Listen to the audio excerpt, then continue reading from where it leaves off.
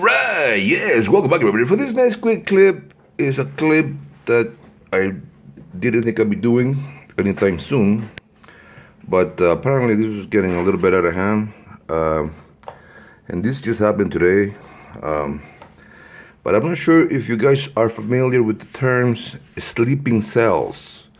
If you don't know what that is, maybe you want to go do some research. But apparently, I'll just tell you straight up, they're saying that already in Canada and the US, they're saying that we already have here an unknown number of sleeping cells.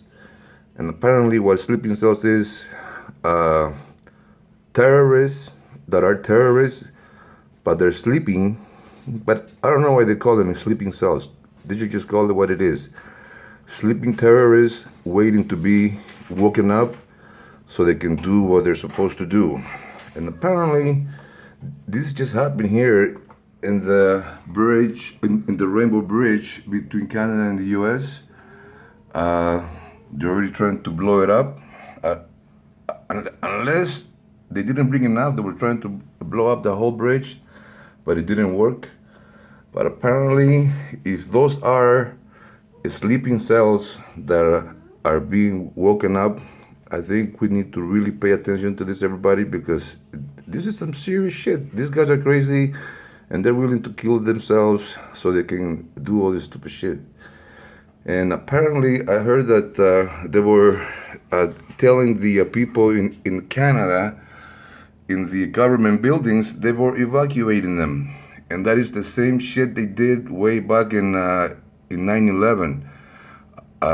When that happened, all the government buildings here in Canada, or here in Canada, I don't know if I remember, they got evacuated because they know something's coming. But anyways, I'll keep you eyes out. I'll just play a little bit of this, but you can go watch it yourself, the whole thing on Fox News. And here we go. And see the Horseshoe Falls. And they talk about the sleeping cells, so that's why I'm going to put it in, but they don't say that. The Horseshoe Falls. And so people will drive across this bridge just for the picturesque view of the falls. We have Eric Sean with us on the phone. He's following this, or is he on camera? I'm not sure which. He's on camera, who's following this story. So Eric, the fact that this is being looked at as an act of terrorism certainly would seem to bring a lot of credence to what the... And I don't know why they tone it down. An act of terrorism. It's straight terror, you guys. Stop fucking bullshitting it, people. Just say how it is. Back you guys. The FBI director was saying in hearings on Capitol Hill recently, and very shocking development here as we see these this unrest in the Middle East that has spilled out past Israel to many other countries, knowing that there could be operatives in this country who are sympathetic to terrorists who want to send a message here in the United States. What are you reading? Yeah, John, that's... See, it's all in the wording. Sympathetic to terrorism. Like that shit, guys. Just say what it is. They're terrorists. You're not sympathetic to terrorism. If you like terror, you like terror. Back. Exactly what FBI Director Christopher Wray testified before the House just last week, saying because of the unrest in the Middle East, that the FBI was monitoring a variety of possibilities, that there could be a radical Islamic terrorist attack right here in the United States, including potentially covered by Hamas.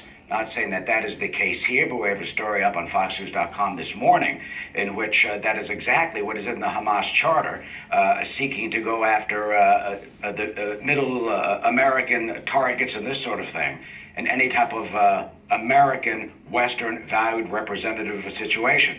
According to Alexis McAdams, as we've been reporting, two men in that vehicle, according to high-level police sources, are dead. The vehicle, the car packed with explosives, we are told. That car tried to drive right into that Customs and Border Patrol built. See, that's the other thing. A vehicle, if that would have made it into Canada and that was supposedly to come and explode somewhere in Canada, ooh, that's pretty heavy duty, you guys. And I don't know why these guys don't say it straight up how it is. Because who knows? Who knows? I don't know. I don't know anything. I'm just watching stuff here, and you guys should watch stuff here. The gate, which is the watch gate, where you stop when you present your passport to go through the border. The injured man is a 27-year-old. Potentially, that is the Customs and Border Patrol officer. He's in good condition, we're told, at a local hospital. You know, when you're talking about radical Islamic terrorism and the attacks against the United States, this has happened before, John. 1987, a suspect found with explosives walking from Canada into Vermont along a train track. 1999, another radical Islamic terrorist caught at the border on the West Coast going from Canada into the state of Washington. The target then was the Millennium Plot to try and bomb LAX.